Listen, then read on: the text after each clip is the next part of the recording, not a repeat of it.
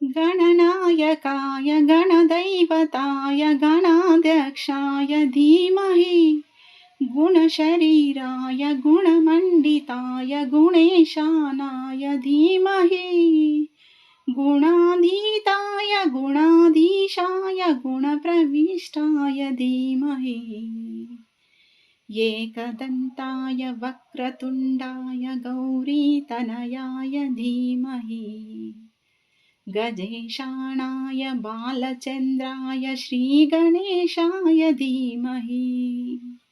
Hi hello నమస్తే, welcome to my channel అమ్మ దీవెన శైలజ. ఎలా ఉన్నారండి? నేనైతే చాలా బాగున్నా.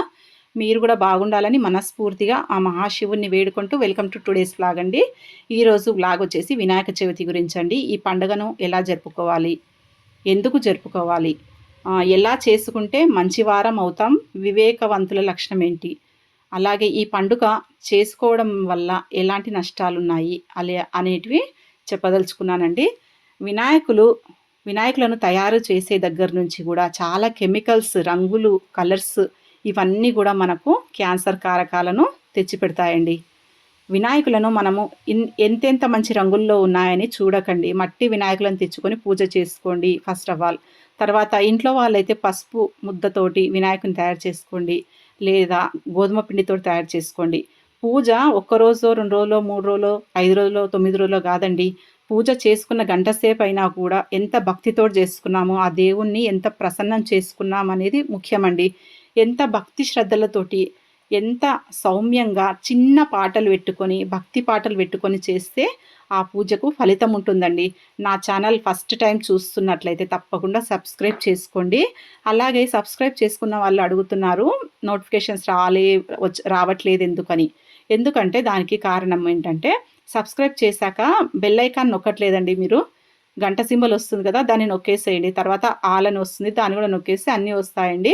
ఇక్కడ గణపతుల తయారీ దగ్గర చాలా కెమికల్స్, రంగులు వాడతారు. అవి మాత్రం చెరువులలో నిమజ్జనం చేసినప్పుడు ఆ నీళ్లు కలుషితమై తద్వారా క్యాన్సర్ లక్షణాలు వస్తాయండి. కాబట్టి మనకు చేతనైనంతలో మంచిగా పండగ చేసుకుందామని నా ఉద్దేశం అండి. నా ఛానల్ని 10 మంది చూసి 8 మంది మారినా నాకు చాలా సంతోషం అండి. ఎందుకంటే మనం కొనేవాళ్ళం ఉన్నంత వరకు వాళ్ళు రంగుల వినాయకులు తయారు చేస్తూనే ఉంటారు కదా. అలాగే ఇది ప్రకృతిని పెంపొందించే దిశగా ఉండాలి, మనుషులకు మంచి భక్తి భావన పెంచే దిశగా ఉండాలి ఈ పండుగ అని నా ఉద్దేశం అండి. ఎందుకంటే ఇవి సంవత్సరం నుంచి తయారు చేస్తూ ఉంటారు. అవన్నీ మంచిగా పగలకుండా ఉండాలంటే పిఓపి, ఒక సిమెంట్, చాలా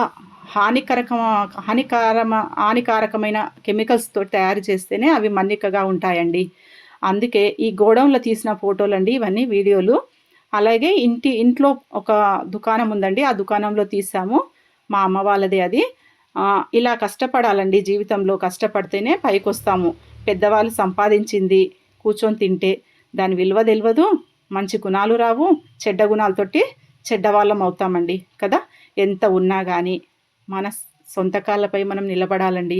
ఒక భర్త ఉన్నాడు అనుకోండి ఇంట్లో, పెద్ద మనిషి, ఆయనది మనం తింటూ ఉంటే ఎప్పటికైనా సరిపోదు. అందుకే ఇంట్లో మనం ఆడవాళ్ళం కూడా ఏదో కొద్దో గొప్ప పని చేస్తే సంపాదన ద్వారా ఇంట్లో ఖర్చులను ఎలగొట్టుకోవాలండి. ఒక్కరి మీద ఈ సంసారం పెడితే చాలా నష్టం అవుతుందండి. అలాగే ఈ వినాయకులను చూడండి ఎలా పేర్చారో, అమ్ముతారండి ఇవన్నీ.